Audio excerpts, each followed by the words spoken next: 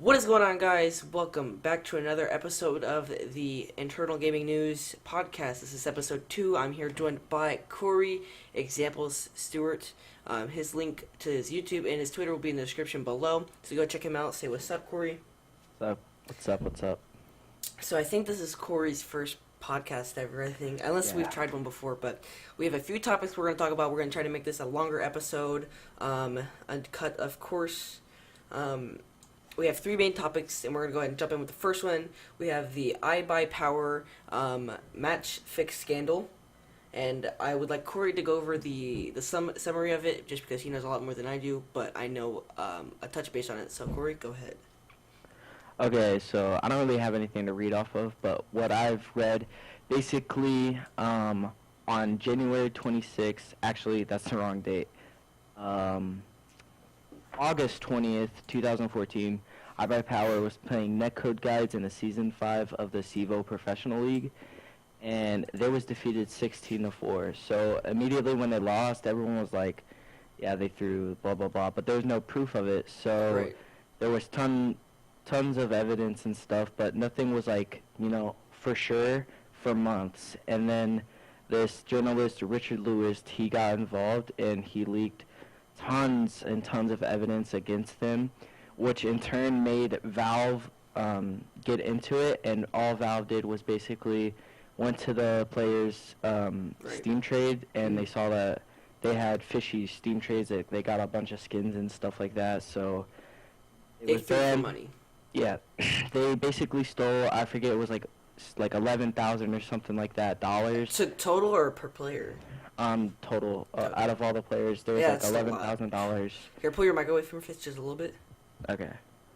And there was a little bit. There more. Was over. Is it better? Yeah, right there. That's fine. It just sounded like you were kind of like swallowing the mic, but it's good. It's good. Yeah. There were 7 people banned, and 4 of them was the 4 people on iBuyPower banned, the players, and then 2 people that were involved with like helping the players get the skins and stuff like that were banned. But the 5th player on iBuyPower, Skadoodle, he was not banned. Right, because he didn't want anything to do with the whole throwing for the money. Yeah. See, the thing is, I don't get is, so if he purposely threw, then, I mean, he still threw, so I feel like he should have still got a punishment for it. No, the thing is, like, but he didn't. There was no proof of them. There was no proof of him saying throwing. I threw or anything. The only reason that the players were banned is because there was text messages from one of the guys involved, Casey Foster, I'm pretty sure. His girlfriend, like, they broke up or something, and he had texted her that it was like they were throwing and they were getting all these skins, like, basically proof. And that's why they got banned. Like, that came out. So if that report never came out, Valve never would have got, like, involved, and they probably never would have been banned. But when Valve got involved, all they did was check their trade links, or trade whatever history. Right. And all the players had skins coming in except Skadoodle. Now, there's a controversy saying he was involved and all this and that. Like, on Stream Steel, one of the players that was banned said that, AZK, Steele said that AZK, another player on the team that was banned, said that Skadoodle, they did not have the skins for him at the time. And after the report came out of them getting banned, and they wanted to send Skadoodle the skins, he didn't want anything. Yeah, right. He said, just don't send me on them. But that's one side, and another side, which is Dazed, the captain of iBuyPower, he was banned as well. He's been on multiple like podcastings and talking about it, and he said that Skadoodle never agreed to it, so no one really knows, but that's basically like the backstory of what happened with the ban. Right, so we have this website, CSGO Launch, where you can basically bet your skins on teams of league matches, and you can get money, or you get more skins in return, right? Yeah, so like... So they basically divide the skins up to players who had bet. So if you have 2 teams playing off for each other, and you you bet your one skin on one team and they win, you're gonna get whatever somebody betted on the other team lost, and it's gonna be sent to you. So you basically are betting for skins, and what they did is summary, they knew they were going to lose, so they bet No. against themselves with Oh, skin, so that way they would get money in return because there was 100% guaranteed that they were going to lose. But that's what CS:GO Lounges is, where you go and you donate these, or not donate, but you enter these skins so that way that you can bet against teams and bet for teams and stuff like that. Yeah. The reason it was so fishy is because iBuyPower at the time was the best NA team, like North America. yeah, it was the best team, so that's why it was super fishy.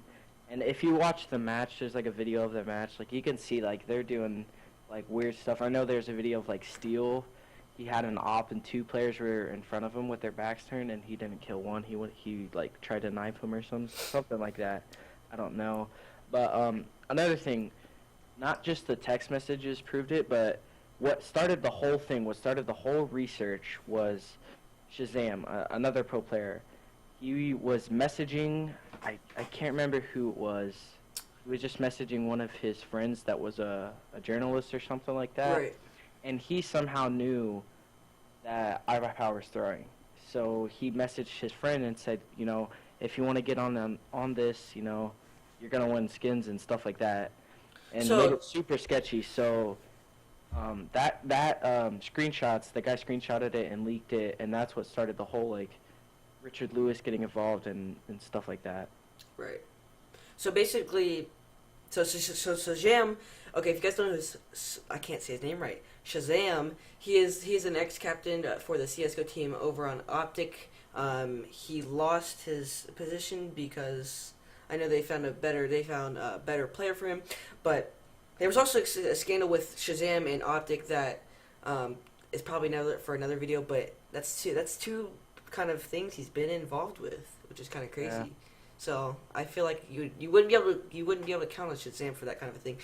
But here I'm gonna show you guys a list of all the people that were involved with it. We have Cud, DB Nord, I can't remember. Deborn, Casey Foster, Days, Swag, Azik, and Steel. AZK, and Steel. These are all players that were involved. I don't know what are the. I know Casey Foster. Days, Swag, AZK, and Steel were all players.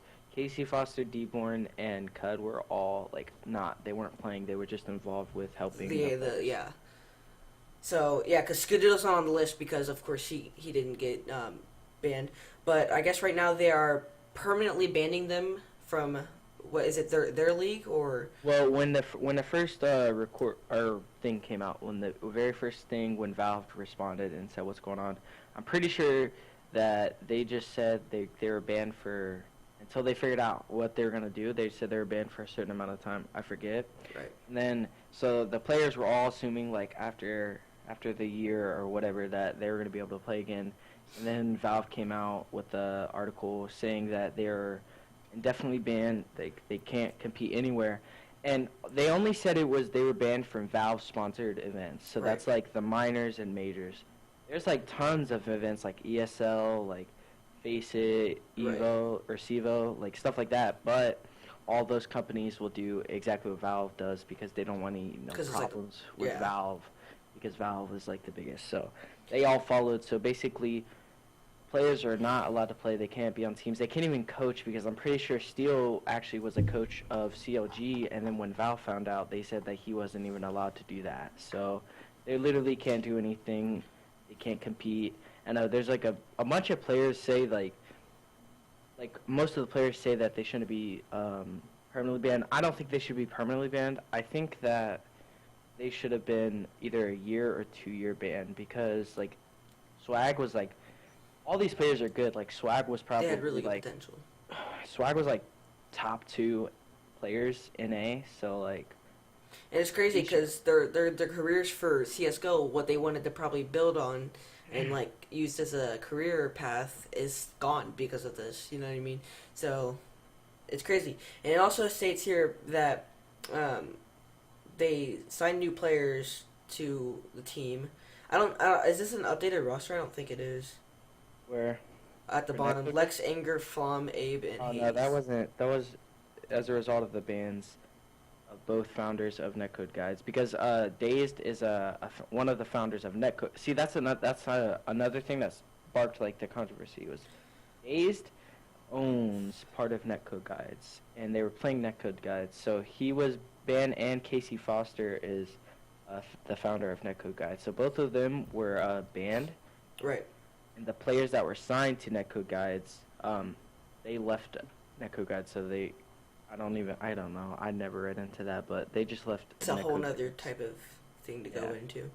But basically, if it wasn't for the guy, Richard Lewis, the journalist, if he didn't go in detail and go in depth and spend months, it was months of him trying to prove that they banned, or they threw, they probably wouldn't be banned. And if those text messages from that girl from, I forget who was, I don't know if it was Cud or D. Warren girlfriend, if those texts never came out, the players would never have been banned. And they would be safe right now. But yeah, I agree. I feel like they should have gotten a ban or a year or two ban, just because like these players have probably been playing for the past 5 years almost. I mean, we don't really know how long, but I know swag. There's like a big thing about swag, right? Like that's another big thing is they're saying that he was super young and like basically I keep saying basically. I gotta stop saying that. Dazed was like. They all said, when all the players came out with a statement, they said that Dazed was like the guy that came to them and said, let's do this, let's throw the match. And kept like, they said he kept like, trying to get him to do it and kept bugging him, right? And Steele was the second person to say, all right, I'll do it. Like, Steele said that, but they said that Steele didn't like pressure them or anything. So it was basically up to Swag, AZK, and Skadoodle to like decide, because if 3 don't want to do it and then 2 do, then they're not going to do it because majority rules. So there's a big thing with Swag saying like he was young and he just did it, or they don't know if they actually all agreed on it, but everybody thinks that Swag should be unbanned. I think that they all should be unbanned. Because this happened 2 years ago now. It's almost 2 years. Almost 2 years ago. Almost 2 years. Or I think that they should be banned for like another year. I definitely don't think they should be lifetime banned. But the reason that they're giving them a lifetime ban is because Valve wants them to be like, what would you call it? Like, showing like if someone else does this, throws and gets caught, this is what Valve want them to know is going to happen. They're going to get lifetime ban and stuff like that. As an example. Yeah, they're an example. They want this to be an example, but like I think that they've gave them enough of an example. I definitely think that they should be unbanned though. Yeah, that's definitely a topic that can be dragged on, and like a lot of things to talk about. But I don't know too much about the whole entire situation, but I know that it is crazy and that these players. I haven't even heard of these players because of this. I mean, I've heard of Steel, of course, and but you probably don't even like if you're just not getting CS:GO, you probably don't know who these people are. Like I don't really know who these people are, but we're gonna go ahead. A lot, so yeah, that's what they're up to right now, streaming. But we're gonna go ahead and go to our second topic. Our second topic is gonna be about Rmine, the hacking group.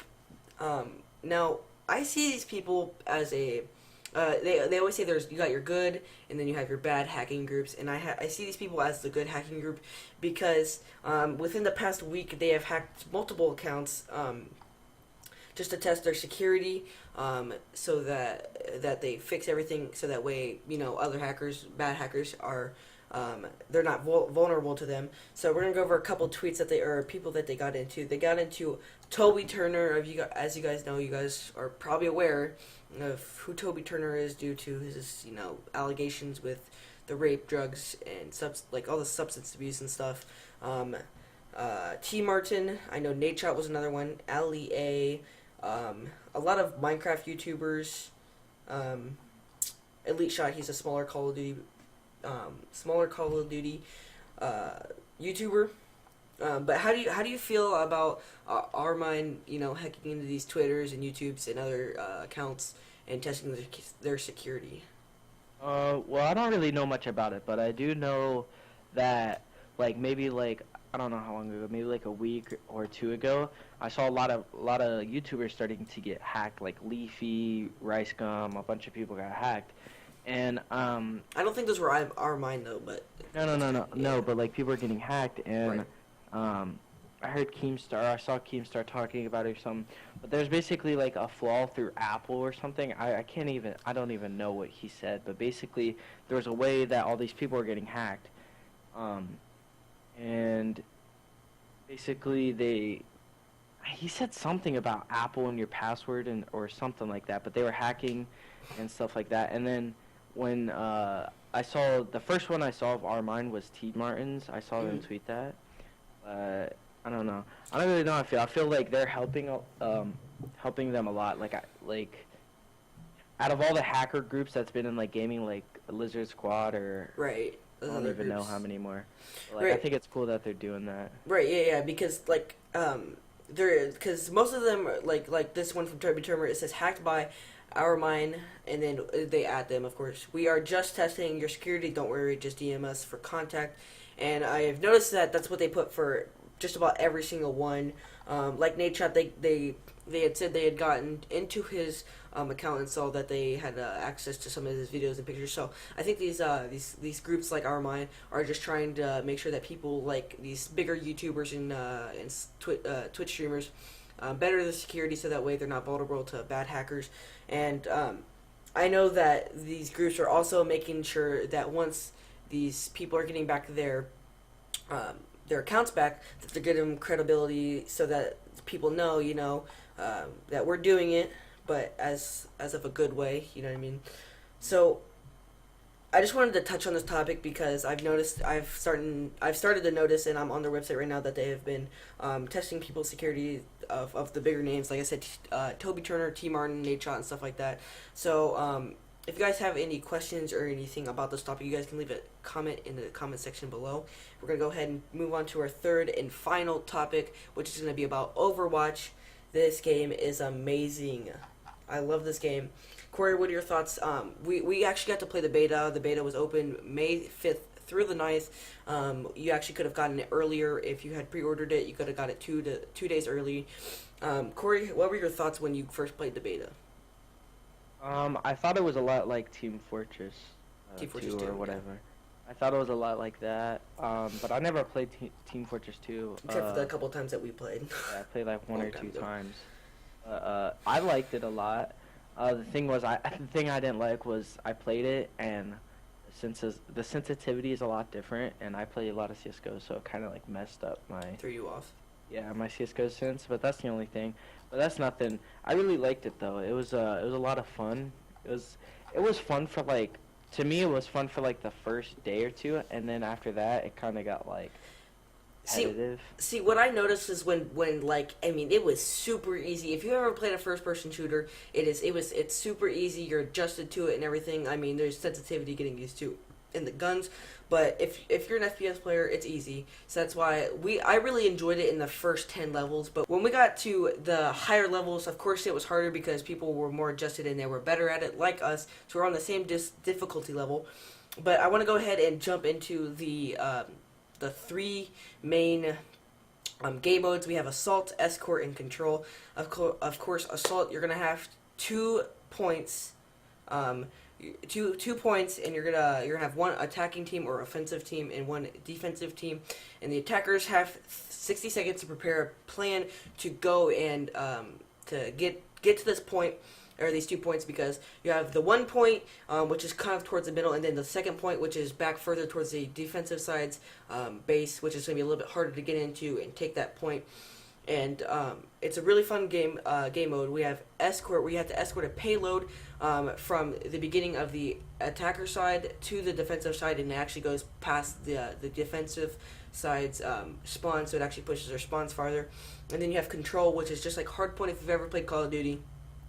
Both teams are fighting for this 1 point in 2 rounds. The team with the most time in the objective or the hill or whatever you want to call it gets the game win.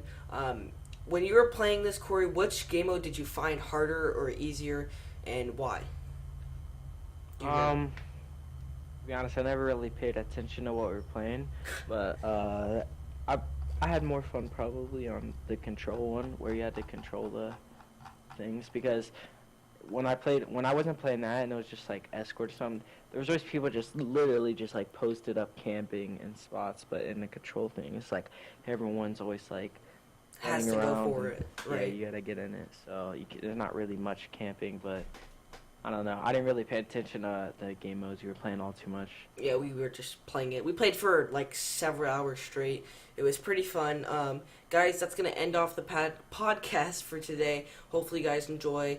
Hit that like button, subscribe if you haven't already. Go check out me and Corey. Both of our links will be in the description below. And check out for our next podcast, which should be here within the next few days. And see you guys in the next one.